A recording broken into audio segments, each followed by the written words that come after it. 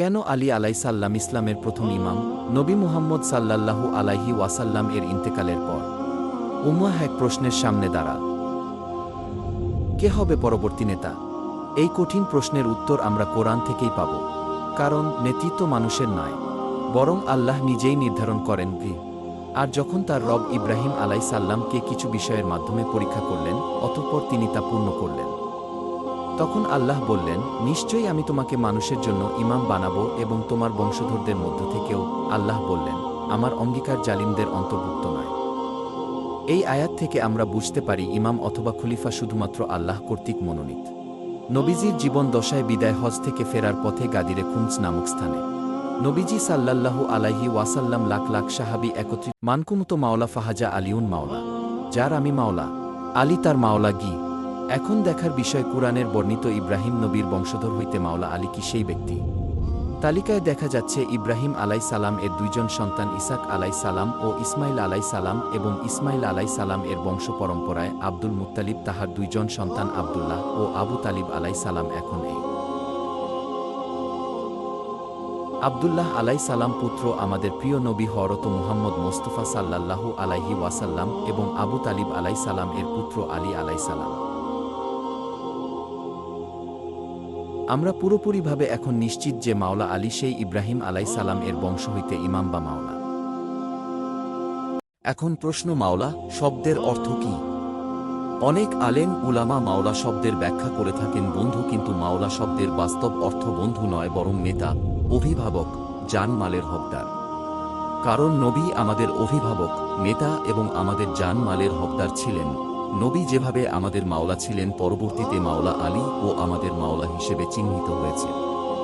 এছাড়া কোরআনের কিছু আয়াত দ্বারা প্রমাণিত হয় যে নবীজির পরবর্তী ইমাম মাওলা আলী। আসুন তাহলে দেখে নেওয়া যাক। সূরা আল মায়েদা ৫৫ নম্বর আয়াত। তোমাদের অভিভাবক তো কেবল আল্লাহ, তাঁর রাসূল এবং সেই মুমিনগণ যারা সালাত কায়েম করে এবং তরুকু অবস্থায় যাকাত দান করে। কুরআনে এই আয়াতে সরাসরি মাওলা আলী আয়ের কথা বলা হয়েছে। এছাড়া সূরা আল আহজাব আয়াত ৩৩, নিশ্চয়ই আল্লাহ চান, হে আহলে বাইত, তোমাদের থেকে অপবিত্রতা দূর করতে এবং তোমাদেরকে সম্পূর্ণভাবে পবিত্র করতে। এই আয়াতটি নাজিল হয় যখন নবী আলী, ফাতিমা, হাসান, হুসাইন যখন একত্রে মা ফাতেমার চাদরের নিচে আশ্রয় নিয়েছিলেন, তখন এই আয়াত নাজিল হয় এবং আল্লাহ এই পাঁচজনকে পবিত্র ঘোষণা করেছেন। নবী সাল্লাল্লাহু আলাইহি ওয়াসাল্লাম বলেছেন, আমি তোমাদের মাঝে দুটি ভারী জিনিস রেখে যাচ্ছি, কুরআন ও আমার আহলে বাইত। এ দুটিকে আঁকড়ে ধরলে তোমরা কখনো পথভ্রষ্ট হবে না। কিন্তু নবীজির ইন্তেকালের পর ইতিহাস অন্য পথে মোড় নেয়।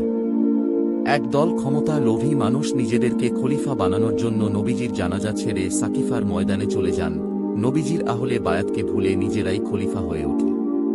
কিন্তু আরেক দল মানুষ যারা নবীজির কথা মতো কোরআন ও আহলে বায়াতকে আঁকড়ে ধরে নবীজির দাফন কাফনে শরিক হন এবং পরবর্তী সময়ে মাওলা আলীকে নিজের ইমাম মানে আজ তারা শিয়া নামে পরিচিত। তারা মাওলা আলীকে তথা নবীর আহলে বায়াতকে ভালোবাসে এবং নবীজির হাদিস অনুযায়ী, কোরআন অনুযায়ী আমল করছে। আকীদা অনুযায়ী আলী আলাইহি সালাম এর ইমামত কুরআন, হাদিস এবং নবীর ঘোষণায় প্রমাণিত। সত্য জানতে হলে ইতিহাস পড়ুন, চিন্তা করুন এবং সত্যকে গ্রহণ করুন।